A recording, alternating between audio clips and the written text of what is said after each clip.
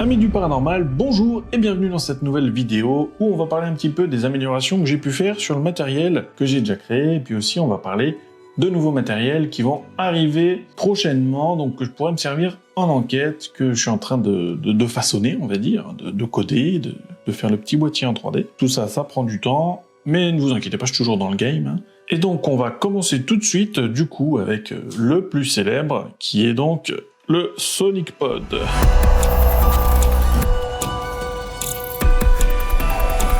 Le fameux Sonic Pod, donc premier du nom. Je garde toujours les plus moches, hein, mais en vrai, vous inquiétez pas, je fais des versions beaucoup plus jolies. Donc le premier modèle, qui est format, on va dire, pod classique.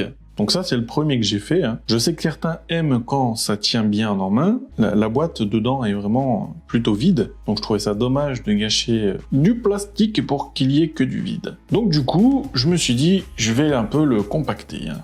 Donc ça, c'est la première version du Sonic Pod. Ensuite, il y a eu donc ce Sonic Pod Mini, qui est une version plus compacte, plus petite, un petit peu plus carré. Je l'ai voulu un petit peu plus carré. C'est pas significativement beaucoup plus petit, mais quand même, ça a les avantages d'être quand même beaucoup plus transportable qu'un gros cube comme celui-ci. Et puis, je me suis dit, il faut vraiment quelque chose que je puisse transporter très facilement, que je puisse mettre dans le sac à dos beaucoup de ces appareils. Des fois, les lieux sont grands, donc il faut quadriller pas mal d'endroits. Donc du coup, je me suis dit, il faut que je miniaturise un max. Donc j'ai recherché une carte très petite pour pouvoir justement miniaturiser à fond mes appareils. Et j'ai trouvé cette fameuse carte qui m'a permis de miniaturiser au maximum comme ceci. Le petit prototype bêta qui est là, hein. Donc vous voyez que c'est pas très joli, c'est normal, c'est le prototype qui est comme ça. Donc en hauteur, vous voyez par rapport au Sonic Mini que le Sonic Micro est en fait au moins 2 fois plus petit en hauteur que le Sonic Mini. En largeur, pas tout à fait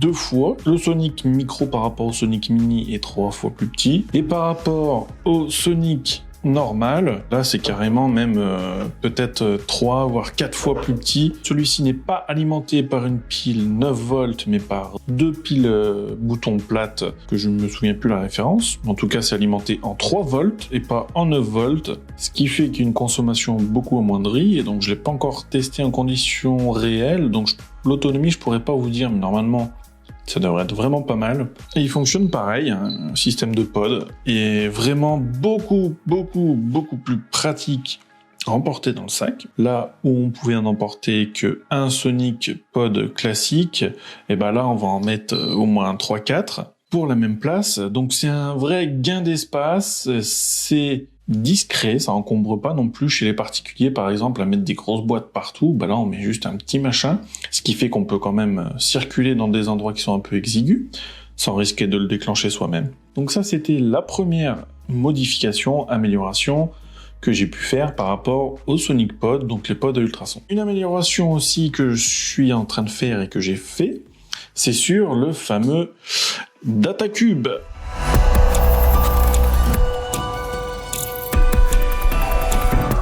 Donc le Datacube, je rappelle, c'est un outil qui permet de récolter des données par carte SD et qui fait aussi fonction pod à ultrasons. Donc cette première version, on avait la possibilité donc d'enregistrer des données sur la carte SD, de température, d'humidité. Ce que j'ai amélioré dans le code, c'est que maintenant les fichiers vont être incrémentés. C'est-à-dire que à chaque fois que vous lancerez l'enregistrement, il y aura une incrémentation de fichiers, c'est-à-dire vous lancez l'enregistrement, c'est le fichier 0.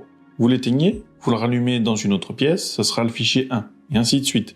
Ce qui fait que ça va être beaucoup plus facile de s'y retrouver en fonction des sessions que vous faites. C'est-à-dire vous faites une session, par exemple, dans le salon, à la caméra, vous dites, bah ça sera le fichier 0 sur le Datacube.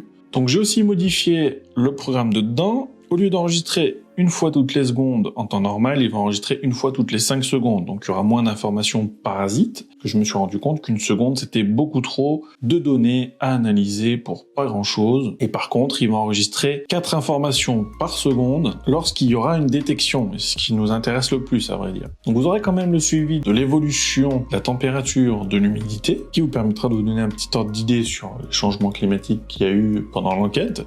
Mais aussi quand il y aura un déclenchement, vous aurez une très grande précision parce qu'il va enregistrer 4 fois la donnée. Donc s'il y a une mini données qui bougent pendant qu'une détection, bah là vous le verrez. Et vous verrez si c'est tout le temps de la détection ou bien si c'est juste le hasard en fait. Celui-ci avait un écran tout simple, un écran LCD simple. La version qui va suivre, alors désolé parce qu'elle est encore en état de prototype, donc elle est encore sur platine d'essai.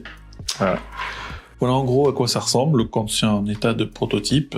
Donc vous voyez que c'est un peu le bazar. Donc ce qui change, c'est tout simplement le capteur de température et humidité qui est ici, beaucoup plus fin, beaucoup plus petit que le capteur classique. Ce qui va changer, c'est que lui, il va prendre la température, l'humidité, mais aussi la pression atmosphérique. J'ai aussi la possibilité de mettre l'altitude, mais je me suis pas dit que c'était une donnée très importante pour les analyses, pour les enquêtes. Donc du coup, j'ai pas mis l'altitude pour le moment, donc j'ai rajouté ce petit capteur qui me permet d'avoir la pression atmosphérique en plus. Je vais rajouter au fur et à mesure plein de petits capteurs et je vous ferai voir après la version finale qui va vraiment être, je pense, d'une aide très précieuse dans les enquêtes parce qu'elle va vraiment enregistrer et mesurer beaucoup de trucs. Donc là, on a une version à peu près fonctionnelle donc de ce DataCube, on va dire un peu version 2, avec une nouveauté, c'est l'écran TFT, l'écran qui peut être tactile, donc ça je m'en chargerai après, mais je vais vous faire voir déjà ce que j'ai fait. Désolé, j'ai pas assez de câbles. Donc là, on voit la température, l'humidité, la pression atmosphérique. Ici, je pense que je rajouterai si ça enregistre le SD ou pas. Et donc on voit qu'à la place de la LED, j'ai mis une petite alerte sur l'écran avec des couleurs pareilles,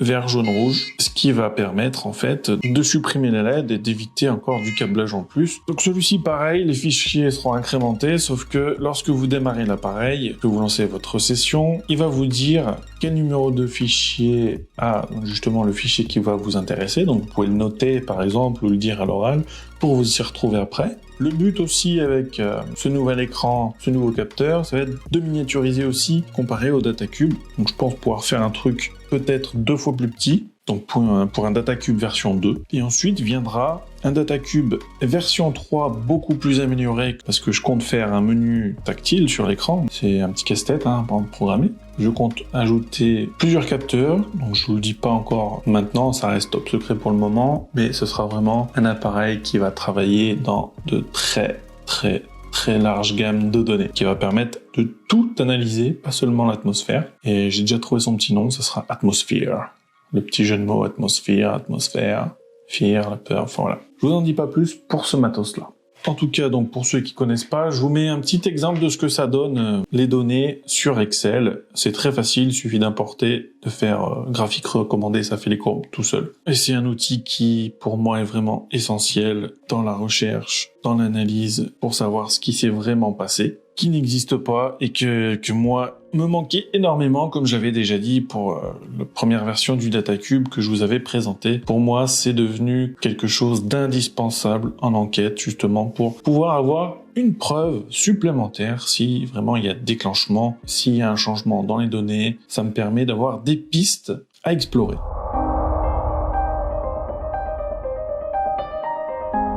Ensuite, je vais vous montrer une petite vidéo que j'ai envoyée des amis sur Facebook, donc désolé pour la qualité.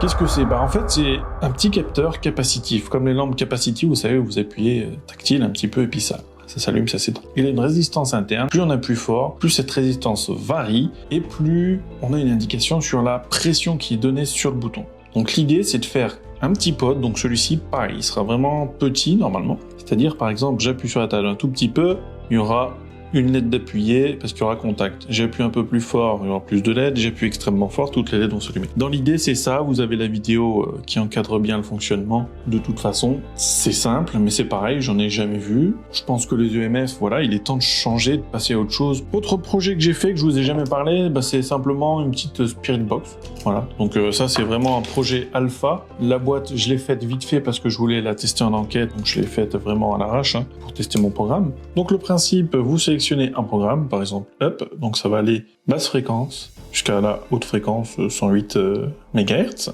Donc si vous voyez une LED témoin de la vitesse de balayage, donc là je suis à 0, c'est-à-dire qu'il y a 0 délai entre deux fréquences, donc ça change directement. Et vous voyez que plus je tourne le bouton, plus la LED va ralentir et plus le scan va être lent. Ensuite la fonction reverse, c'est pareil, sauf que c'est à l'envers, donc ça va balayer en fait à l'envers, comme vous voyez si vous sélectionnez. Et ensuite vous avez la fonction random. Random, ça va choisir aléatoirement des fréquences et ça va balayer, donc toujours vous pourrez choisir la vitesse de balayage. Donc voilà, donc le projet ça va être par la suite d'ajouter à ceci un système d'enregistrement de la radio, pour voir un petit peu si ça vient de la radio, le son ou de l'extérieur, de rajouter un ampli avec une enceinte, et puis voilà quoi, faire une belle petite Spirit Box bien comme il faut. Donc celle-ci elle est blindée, j'ai pas d'antenne, j'ai enlevé l'antenne, je l'ai blindée aussi pour pas que ça passe trop. Ça arrive quand même à passer évidemment quelquefois, comme tout appareil, il faut savoir l'interpréter. Pour avoir testé même en ville, ça passe vraiment très peu, voilà. Mais bon, ça peut arriver que ça passe quand même. Et pour finir viendra un petit projet à base de capteur touch capacitif. Donc le même principe que pour le capteur à pression de force, sauf que celui-ci c'est juste touch, il va pas mesurer en fait la force de pression. Ça va être le projet de créer une Ouija électronique à base de ces petits boutons. Donc il y en aura plein, ça fera un petit clavier et tout ça avec un écran. Quand on appuiera sur une touche, ça affichera la lettre correspondante, le chiffre correspondant, le mot correspondant. Il n'y aura pas de gouttes. L'avantage, c'est qu'on ne dira pas « t'as poussé la goutte, machin ». Non, là, il y aura directement d'afficher sur l'écran, enregistrer sur une carte SD les interactions qui pourront être captées via ce petit appareil. Donc celui-ci, j'ai les composants, j'ai pas encore fait bien sûr le code, donc ça arrivera un jour ou l'autre. Il faudrait que je trouve le temps de faire tout ça. Donc voilà, c'est fini pour cette vidéo. J'espère que ce petit point matériel vous aura plu, pour vous faire voir un petit peu que même si je suis pas très actif sur YouTube en ce moment, je travaille quand même à côté. J'ai un boulot et j'ai beaucoup de travail de codage à faire aussi sur ces petits appareils-là, et puis de 3D, création 3D des boîtiers. Parce que savoir que les boîtiers, je les fais moi-même, hein, je les dessine moi-même sur un logiciel, je les imprime, il faut que ça corresponde aux composants, que tout soit bien placé comme je veux. Donc ça prend énormément de temps. J'ai hâte de mettre tout ça en place en enquête, donc certains ont déjà été utilisés comme la Spirit Box sur la vidéo du Château Rose, Datacube sur la vidéo du Château Rose aussi. Pas d'ultrasons, je les utilise déjà depuis un bon moment. Et puis voilà, de toute façon, vous verrez en enquête un petit peu aussi l'évolution de tous ces petits matériels pour les enquêtes paranormales, donc pas de MF, hein, sauf la Spirit Box, voilà. On n'a pas bien le choix hein, pour de la radio. À savoir que la radio est une EMF, hein, c'est une onde électromagnétique aussi. Bref, j'espère que la vidéo vous aura plu. N'hésitez pas à réagir en commentaire sur le matériel, n'hésitez pas à me donner des idées aussi que je puisse réaliser pour mes enquêtes, parce qu'on ne peut pas penser à tout. Si vous voulez soutenir la chaîne, n'hésitez pas à mettre un petit pouce bleu, ça permet de me référencer sur YouTube. Et puis si ça vous a plu, vous pouvez vous abonner à la chaîne tout simplement. C'est gratuit, je ne suis pas monétisé, je fais ça par pure passion, sans argent, sans enjeu, sans fake, sans rien. Donc voilà, sans prise de tête. Sur ce, moi je vous dis à bientôt pour une prochaine vidéo. Portez-vous bien.